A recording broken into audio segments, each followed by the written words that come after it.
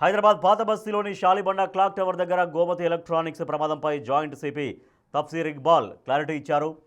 మొదట కారులో ప్రమాదమని అనుకున్నామని, కానీ గోమతి ఎలక్ట్రానిక్స్లోనే పేలుడు జరిగినట్లు నిర్ధారణ అయిందన్నారు. మరిన్ని వివరాలని మా ప్రతినిధి అనిల్ అందిస్తారు. ఎలక్ట్రానిక్స్ సంబంధించి అగ్ని ప్రమాదంలో భాగంగా జాయింట్ సిపి హైదరాబాద్ తఫ్సీర్ ఇక్బాల్ అయితే ఘటన స్థలాన్ని పరిశీలించేందుకు అయితే వచ్చారని చెప్పాలి. ముఖ్యంగా దానికి సంబంధించి అధికారులను కూడా వివరాలు అయితే అడిగి తెలుసుకుంటున్నారు. వారితో కూడా మాట్లాడదాం. सर कुछ समाचार मिला सर, क्या कैसे हुआ बोलते? नहीं, कल 10:30 बजे रात में ये इंसिडेंट हुआ है. ये एक गोमती इलेक्ट्रॉनिक शॉप है, तो यहाँ पे फायर इंसिडेंट का एक इन्फॉर्मेशन मिला था, तो पुलिस वाले सारे लोग आए और आने के बाद रेस्क्यू किए. रेस्क्यू में 8 लोगों को रेस्क्यू किए और एक और बंदा था उसको भी रेस्क्यू किए. तो 8 में से जो है 8 इंजर्ड हैं. एक बंदे का जो न्यूज़ मिला है कि उनका इसमें डेथ हो गया है और 8 बंदे जो हैं हॉस्पिटल्स में डिफरेंट हॉस्पिटल्स में हैं. और ये आग कैसे लगा, क्या हुआ, नहीं हुआ, इसके बारे में भी हमारा क्लू टीम्स, फायर डिपार्टमेंट के लोग इसमें अभी तफ्तीश कर रहे हैं.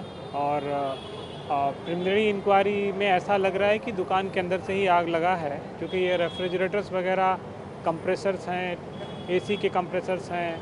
जो लोग अभी हम लोग बात किए वो लोग बता रहे थे कि अंदर से एक बहुत कस के साउंड आया था, उसके बाद फिर फ्लेम आया है, ऐसा बता रहे हैं अभी लोग.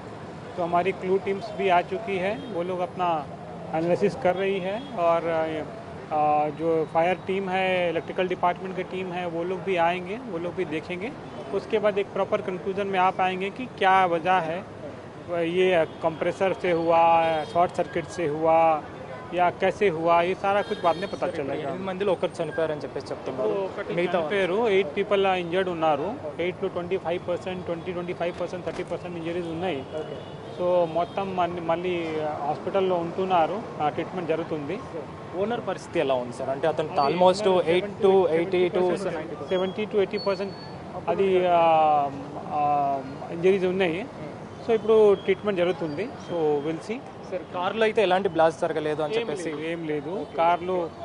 Because car was driver also came to police station. He is also having a injury. As for as driver version he is going towards that side.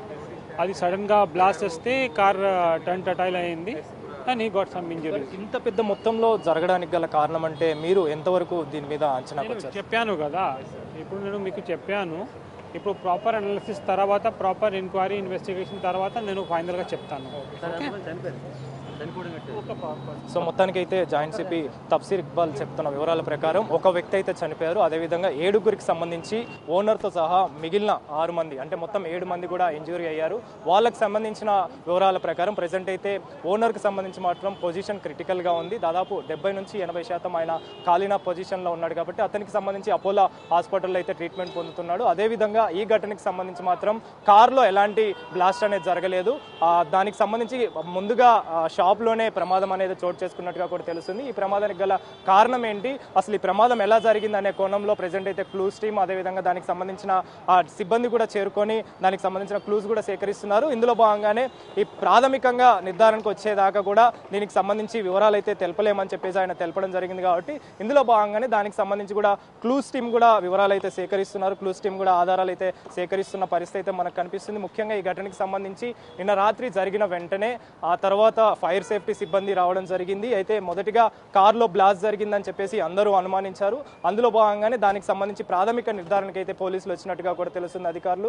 తర్వాత అంటే షాప్లో ప్రమాదం చోటు చేసుకున్న అనంతరం అక్కడి నుంచి కారు వెళ్తుంది కాబట్టి కారులో కూడా మంటలు చెలరేగాయి. ఒకసారిగా బ్లాస్ట్ అవ్వడం, ఆ బ్లాస్ట్ జరిగిన వెంటనే కారు కూడా అక్కడే ఉన్న సిచ్యువేషన్లో అది పల్టీ కొట్టింది. డ్రైవర్ ప్రజెంట్ అయితే సురక్షితంగా ఉన్నాడని చెప్పేసి కూడా చెప్పిన పరిస్థితి. ఇందులో భాగంగానే క్లూస్ టీమ్ కూడా ఘటన స్థలానికి చేరుకొని క్లూస్ కూడా సేకరించింది. అంటే ఇది ప్రమాదం ఎలా జరిగింది, షార్ట్ సర్క్యూట్ కారణంగా జరిగిందా లేదా మానవ తప్పిదం ఏమైనా ఉందా అనే కోణంలో కూడా అయితే ప్రజెంట్ దర్యాప్తులో భాగంగా అయితే వివరాలు, ఆధారాలు సేకరిస్తున్న పరిస్థితి మనకు కనిపిస్తుంది. సో మొత్తానికైతే ఈ గోమతి ఎలక్ట్రానిక్స్ సంబంధించి ఈ షాప్లో అగ్ని ప్రమాదానికి సంబంధించి అయితే భారీ మొత్తంలో అగ్ని ప్రమాదం చోటు చేసుకోవడం, భారీ మొత్తంలో పేలుడు సంభవించడంతో ఇది చాలా వరకు కూడా అంటే కారులో జరిగిందని చెప్పేసి అనుమానించిన తర్వాత ఇది మాత్రం షాప్లోనే జరిగిందని చెప్పేసి అయితే పోలీసులు ఒక నిర్ధారణకైతే వచ్చారు. చూడాలి దీనికి సంబంధించి ప్రాథమిక నిర్ధారణ, అదేవిధంగా అదేవిధంగా ప్రాథమిక ఆధారాలు వచ్చిన తర్వాతనే మనకు పూర్తి డీటెయిల్స్ అయితే తెలిసే అవకాశం ఉంది.